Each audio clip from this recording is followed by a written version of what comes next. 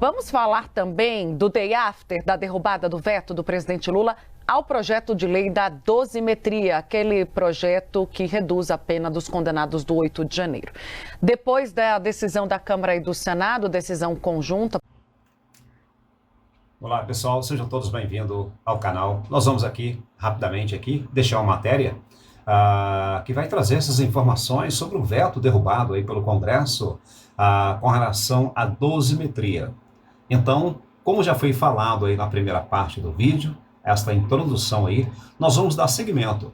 Nós vamos ver que parece que já está tudo, parece que digamos assim, o jogo acabou, né? Parece que está tudo definido, tudo certo, não depende de mais nada, de mais ninguém, enfim. Mas entendemos aí pela fala da jornalista que muita água ainda há de passar por baixo da ponte, muitas coisas ainda hão de acontecer, né? Então, mas nós vamos acompanhando aqui para ver aonde isto vai chegar, qual é o desfecho final dessa situação. Então, acompanhem comigo essa matéria, ok? A gente vai trazer mais informações, fiquem com o vídeo aí, participe conosco, interaja aqui no canal, deixe seu comentário, a sua análise, o que você acha sobre todo esse tema, essa questão.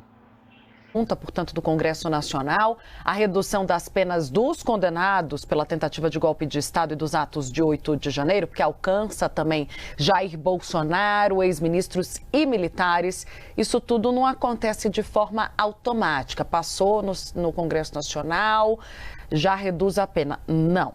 O texto pode ser promulgado sem precisar passar pelo governo federal, tem um rito. A gente vai entender mais detalhes com a Gabriela Veras, até porque chega também ao Supremo Tribunal Federal.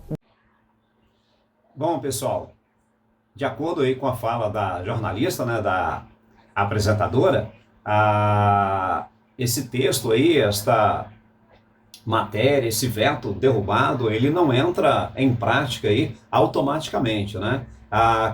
Nós acreditamos, né, nós, digamos assim, eu, né, de uma forma leiga, né, sem entender muito de política é uma questão bem polêmica, complexa, né? Só mesmo quem estuda ou quem estudou, fez faculdade, fez um doutorado, mestrado, para poder conhecer todo o trâmite ou toda a sistemática da política, né? Ainda mais com relação às leis, né? Essa questão toda aí, isso é complexo para nós simples mortais, enfim.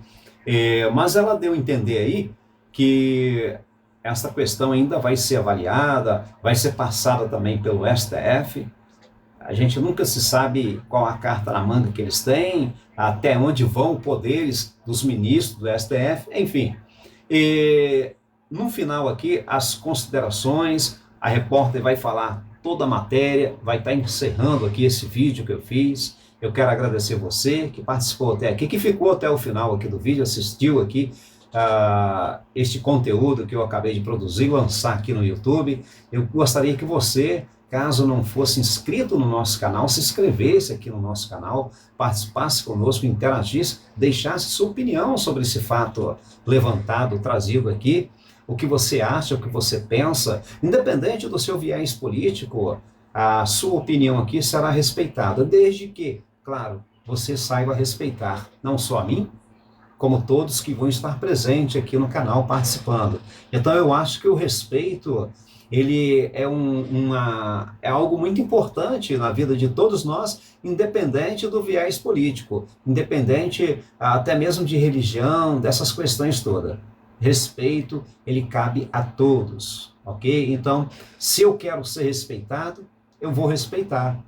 Se eu quero que as pessoas sejam educadas comigo, eu vou ser educado com elas. Eu vou primeiro oferecer, para depois eu vou exigir. Beleza, pessoal? Então, respeito, educação aqui no canal.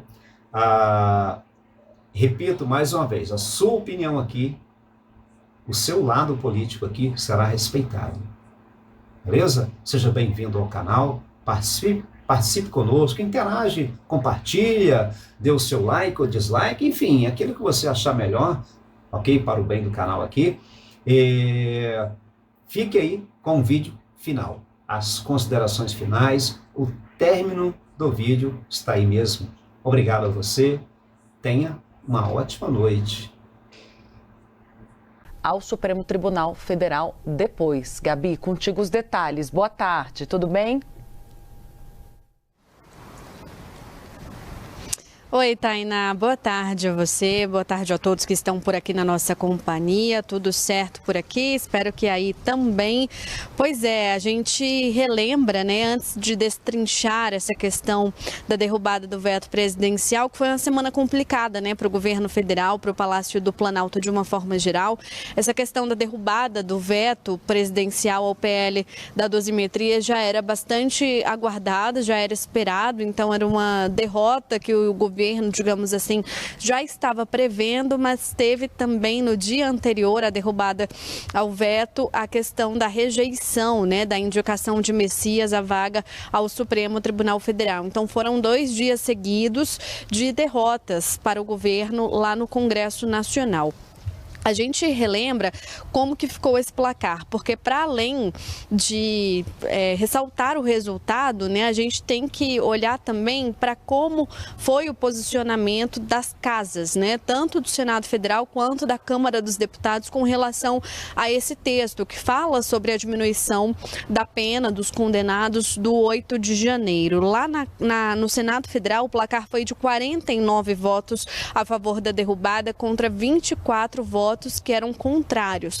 Antes, na Câmara dos Deputados, o veto foi derrubado por, olha só, 318 votos a 144 votos contrários à derrubada, 5 abstenções. Então, uma grande maioria, né, dos parlamentares se posicionando de forma favorável à derrubada do veto presidencial. A gente relembra que o presidente Lula vetou esse PL em uma cerimônia lá no Palácio do Planalto, no dia que marcou aí o 8 de janeiro, deu recados muito claros, objetivos, falando que o veto presidencial representava uma vitória da democracia, o fortalecimento dos poderes, do Supremo Tribunal Federal principalmente, né, que teve a sua sede, né, a Suprema Corte Brasileira, que foi bastante deteriorada, que foi invadida aí pelas pessoas que participaram, né, desse ato do 8 de janeiro. Então, com recados diretos, claros, sobre essa questão do 8 de janeiro. A gente traz aqui que com a mudança desse PL, da dosimetria, o que funciona na prática? A partir de agora, as penas, digamos assim, não serão somadas, como é o caso do ex-presidente Jair Bolsonaro, que foi condenado a mais de 27 anos de prisão pelo Supremo Tribunal Federal.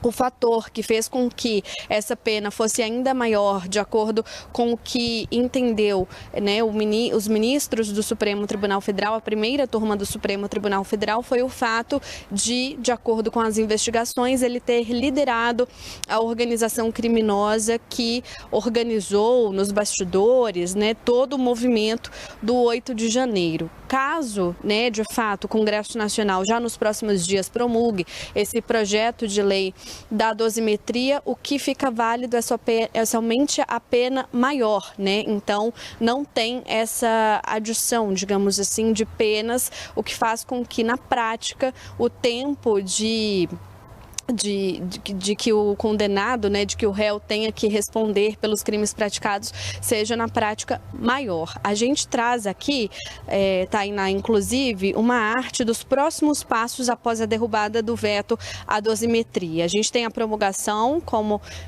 estamos falando aqui, que o Congresso promulga o texto sem passar pelo presidente Lula, né, não tem essa necessidade a partir de agora, por se tratar da derrubada de um veto presidencial. Depois também tem uma possibilidade de pedidos judiciais, as defesas acionando, portanto, o Supremo Tribunal Federal ou o juízo da execução penal. E a gente chama a atenção para esse último trecho aí dos próximos passos, que é a judicialização. O governo pode questionar a constitucionalidade dessa lei ao Supremo Tribunal Federal. Já é um passo que estava sendo elaborado, que estava sendo pensado pelo Palácio do Planalto, pelo governo federal, caso essa derrubada de fato acontecesse. Então é uma possibilidade, depois de a lei de fato ser promulgada, de o projeto de lei ser promulgado, se tornar aí consequentemente lei, de o governo federal judicializar o caso, levar essa lei ao Supremo Tribunal Federal e questionar se ela é constitucional